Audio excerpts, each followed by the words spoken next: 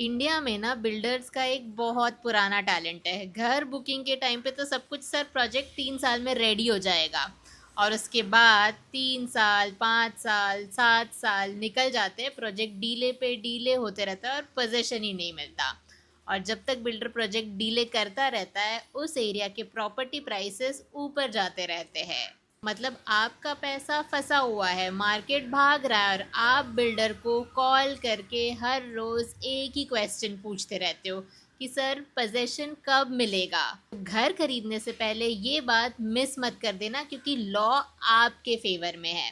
फिर भी home buyers खुद का नुकसान करवा देते हैं, क्योंकि ज़्यादातर लोगों को इसके बारे में पता ही नहीं होता। देखो, लोगों को लगता है कि इस सिचुएशन में मैक्सिमम रिफंड और थोड़ा बहुत इंटरेस्ट मिल जाता होगा, लेकिन अब होम बायर्स के लिए गुड न्यूज़ है, क्योंकि हरियाणा रेरा ने एक बिल्डर को ऐसा झटका दिया है जिससे बहुत सारे होम बायर्स को एक नया लीगल पॉइंट समझ आएगा। स्टोरी सुनो। 2012 में एक बायर ने गुड़गांव में 82 लाख का फ्लैट बुक किया।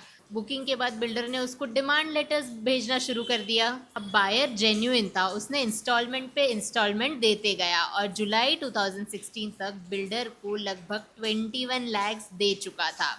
अब यहाँ पहली प्रॉब्लम शुरू होती है। बिल्डर ने बायर से फ्लैट की टोटल वैल्यू का लगभग 25% ले लिया था, लेकिन बिल्डर बायर एग्रीमेंट साइन ही नहीं किया। और रेरा एक्ट क्या कहता है? अग्रीमेंट साइन किए बिना बिल्डर 10% से ज़्यादा अमाउंट एक्सेप्ट ही नहीं कर सकता। मतलब शुरुआत से ही प्रॉब्लम थी। अब अलॉटमेंट लेटर के हिसाब से पोजेशन दिसंबर 2015 तक मिल जानी चाहिए थी, लेकिन प्रोजेक्ट कंप्लीट ही नहीं हुआ था। बायर वेट करता रहा, बिल्डर प्रॉमिस देता रहा और टाइम निकलता रहा। फाइनली बायर ने जनवरी 2017 में लीगल नोटिस भेज दिया। सिंपल सी डिमांड थी, फ्लैट नहीं दे सकते तो मेरा पैसा वापस करो। अब यहाँ बिल्डर ने जो किया वो और इंटरेस्टिंग है। रिफंड देने के बजाय बिल्डर ने बायर का अलॉटमेंट ही कैंसिल कर दिया और 21 लाख रुपए खुद रख लिए। ऊपर से बिल्डर ने बायर को एक लेटर भेजा जिसमें उसे ही 25 लाख का इंटरेस्ट भरने को बोल दिया। मतलब फ्लैट भी नहीं दिया, पैसा भी रख लिया, ऊपर से इंटरेस्ट भी मांग लिया। अब इस पॉइंट पर बायर का दिमाग खराब हो गया और वो हरियाणा रेरा पहुंच गया।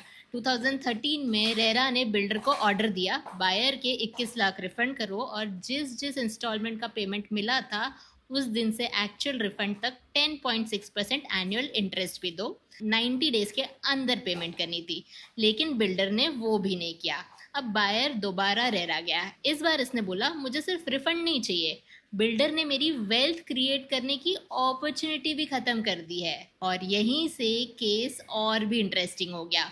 रेरा ने देखा कि गुड़गांव के सेक्टर 108 स्पेशली द्वारका एक्सप्रेसवे के अराउंड आजकल प्रॉपर्टी प्राइसेस में मैसिव जंप आया है।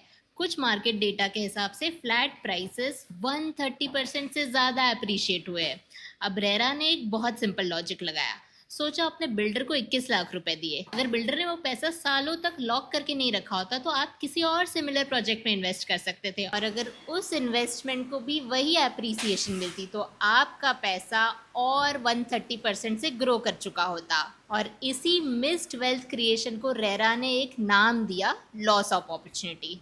बस फिर अथॉरिटी ने बिल्डर को ऑर्डर दिया कि रिफंड तो देना ही पड़ेगा, उसके ऊपर 27 लाख का कॉम्पेंसेशन भी देना पड़ेगा as loss of opportunity. Mental agony का 1 लाख अलग, लिटिगेशन एक्सपेंसेस के 50,000 रुपये अलग, और इन कॉम्पेंसेशन अमाउंट्स पर 11.1% एनुअल इंटरेस्ट जब तक पेमेंट ना हो। अब इस जजमेंट का सबसे बड़ा टेक अवे क्या है पता है?